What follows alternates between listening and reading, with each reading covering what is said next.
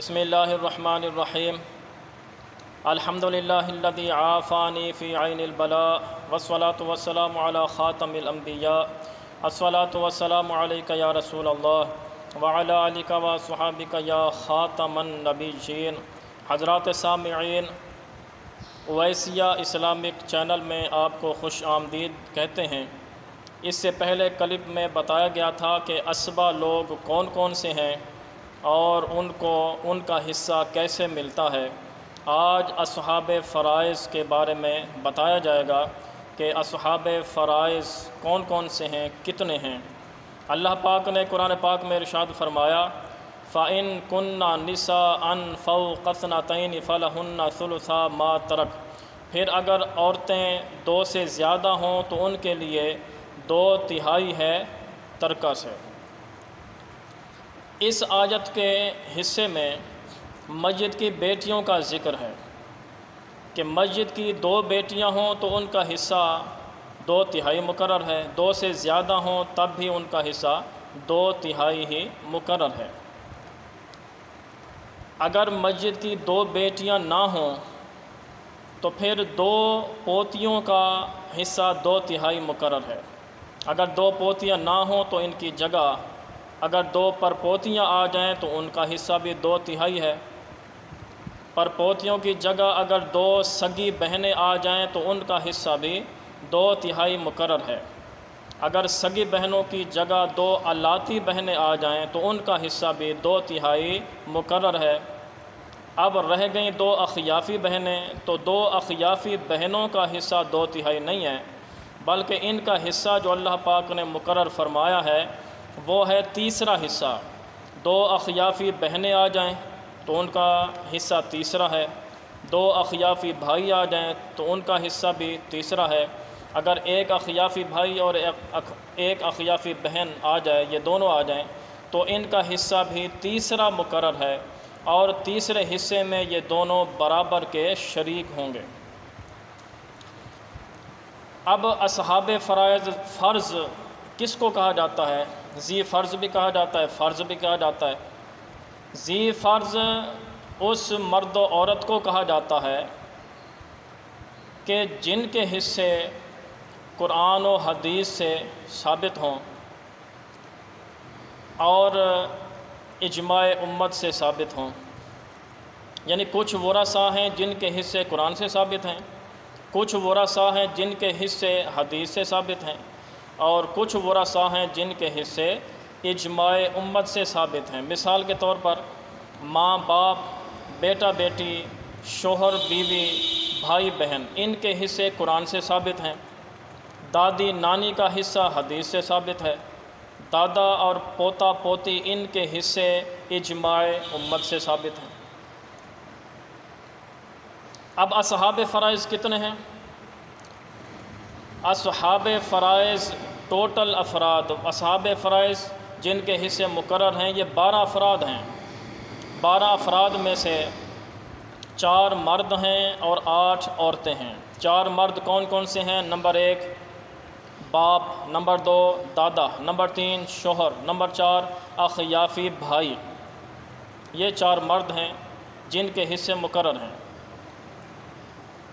اچھا، 8 عورتیں کون کون سی ہیں؟ نمبر 1 بیوی، نمبر 2 بیٹی، نمبر 3 پوتی، نمبر 4 عینی بہن، نمبر 5 الاتی بہن، نمبر 6 اخیافی بہن، نمبر 7 ماں، نمبر 8 دادی۔ دادی میں نانی بھی شامل ہے۔ کیسے شامل ہے؟ یعنی کسی مسئلے میں دادی نانی دونوں اکٹھے آ جائیں تو اب ان کا چھٹا حصہ مقرر ہے، تو چھٹے حصے میں یہ برابر کی شریک ہوں گی۔ ایسا نہیں ہے کہ دادی کو بھی چھٹا حصہ ملے الگ سے اور نانی کو بھی چھٹا حصہ الگ سے ملے، ایسا نہیں ہے۔ اب یہ 12 افراد ہیں جن کے حصے مقرر ہیں۔ اب کس کا کتنا حصہ مقرر ہے تو یہ ہم انشاءاللہ اگلے کلپ میں ہم انشاءاللہ یہ عرض کریں گے۔ تو بہرحال یہ جو آیت کا حصہ میں نے تلاوت کیا ہے تو اس آیت میں مسجد کی بیٹیوں کا ذکر ہے، تو اس کے بارے میں کچھ عرض کرنے کی کوشش کرتا ہوں۔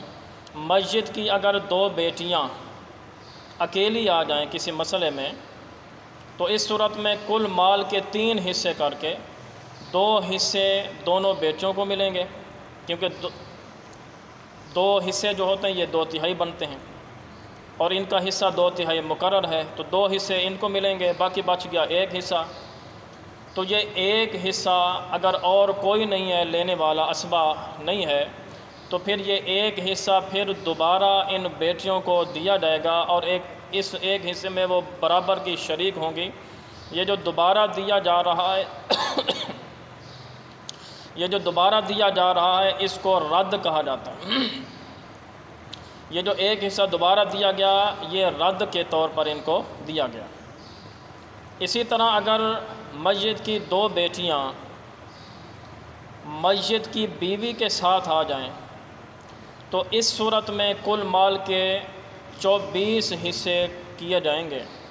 24 حصوں میں سے 3 حصے بیوی کو ملیں گے، 16 حصے بیٹیوں کو ملیں گے، اور باقی بچ گئے 5 حصے، تو 5 حصے پھر دوبارہ ان بیٹیوں کو ملیں گے، اور یہ جو دوبارہ دیا جا رہی ہے رد کے طور پر۔ اچھا، بیوی کو 24 حصوں میں سے 3 حصے کیوں ملیں گے؟ اس لیے ملیں گے کہ اس مسئلے میں بیوی کا 8واں حصہ بنتا ہے، اولاد کی وجہ سے بیوی کا 8واں حصہ بنتا ہے۔ اب 24 میں 8 3 مرتبہ آتا ہے، 8 8 16 8 24 3 مرتبہ آتا ہے، تو 3 حصے بیوی کے ہو گئے، اور بیٹیوں کا 2/3 حصہ بنتا ہے، تو 2/3 حصہ یہاں پر 16 بنتے ہیں، تو 16 حصے بیٹیوں کو دیے جائیں گے، باقی 5 حصے پھر دوبارہ رد کے طور پر بیٹیوں کو دیے جائیں گے۔ اسی طرح میت کی بیٹیاں اگر شوہر کے ساتھ آ جائیں تو اس صورت میں کل مال کے 12 حصے کر کے 3 حصے شوہر کو ملیں گے، باقی 9 حصوں میں 2 بیٹیاں برابر کی شریک ہیں، یعنی 12 حصوں میں بیٹیوں کا حصہ تو بنتا ہے 8 حصہ بنتا ہے، کیونکہ 8 2/3 ہے، لیکن پھر 1 بچ جائے گا، تو یہ 1 جو بچ گیا ہے پھر یہ رد کے طور پر ان بیٹیوں کو دیا جائے گا۔ اسی طرح اگر میت کی بیٹیاں بیٹے کے ساتھ آ جائیں تو اس صورت میں اب بیٹیاں بیٹے کی وجہ سے اسبہ بن جائیں گی۔ اس صورت میں کل مال کے 4 حصے کر کے 2 حصے بیٹے کو دیے جائیں گے، 1 حصہ دونوں بیٹیوں کو دیا جائے گا۔ اسی طرح اگر میت کی بیٹیاں میت کی ماں کے ساتھ آ جائیں تو اس صورت میں کل مال کے 6 حصے کر کے 1 حصہ ماں کو ملے گا، باقی 4 حصے دونوں بیٹیوں کو ملیں گے، باقی بچ گیا 1 حصہ، وہ 1 حصہ بیٹیوں اور ماں ان سب کو رد کے طور پر دیا جائے گا۔ اسی طرح اگر میت کی 2 بیٹیاں میت کی دادی کے ساتھ آ جائیں تو یہ مسئلہ بھی اسی طرح ہی بنے گا کہ کل مال کے 6 حصے کر کے 1 حصہ دادی کو، 6 حصوں میں سے 1 حصہ دادی کو، 4 حصے بیٹیوں کو، باقی 1 حصہ پھر دوبارہ بیٹیوں اور دادی ان سب کو رد کے طور پر دیا جائے گا۔ اسی طرح بیٹیاں اگر نانی کے ساتھ آ جائیں تو ان کا حصہ بھی اسی طرح ہی بنتا ہے۔ اگر میت کی 2 بیٹیاں میت کے پوتے کے ساتھ آ جائیں تو اب کل مال کے 3 حصے کر کے 2 حصے بیٹیوں کو ملیں گے، باقی بچ گیا 1 حصہ، تو یہاں پر اسبہ موجود ہے، یہ پوتا موجود ہے، یہ اسبہ ہے، اسبہ بچا ہوا مال لیتا ہے، تو لہٰذا 1 حصہ بچ گیا وہ اس پوتے کو دیا جائے گا۔ مزید انشاءاللہ اگلے کلپ میں ہم عرض کریں گے کہ اصحاب فرائض 12 ہیں تو کس کا کتنا حصہ بنتا ہے اور کیسے بنتا ہے۔ اللہ پاک ہم سب کو علم المیراث سیکھنے سکھانے کی توفیق عطا فرمائے۔ السلام علیکم ورحمۃ اللہ وبرکاتہ۔